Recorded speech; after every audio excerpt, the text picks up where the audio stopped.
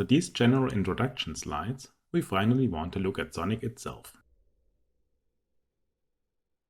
What is SONiC? SONiC stands for Software for Open Networking in the Cloud.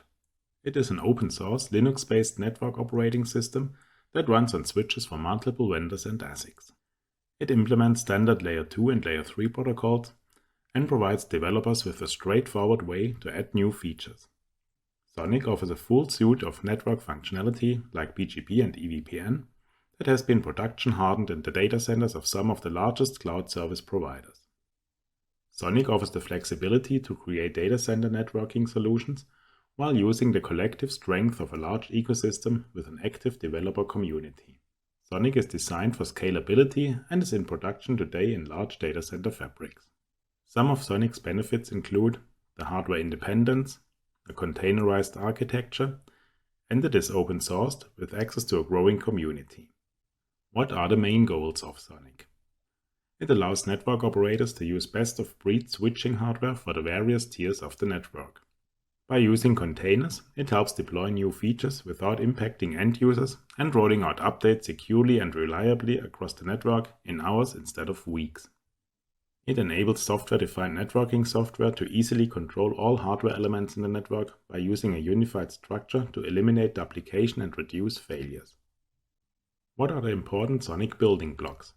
SONiC is built on the switch abstraction interface, which defines a standardized API. Network hardware vendors can use it to develop innovative hardware platforms while keeping the programming interface to the ASIC consistent. SONiC is the first NOS to break monolithic switch software into multiple containerized components, which enables it to be extremely extensible and robust.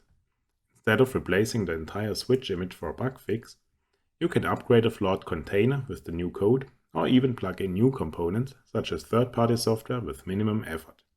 This diagram shows major building blocks of the SONiC network operating system to visualize its disaggregated nature.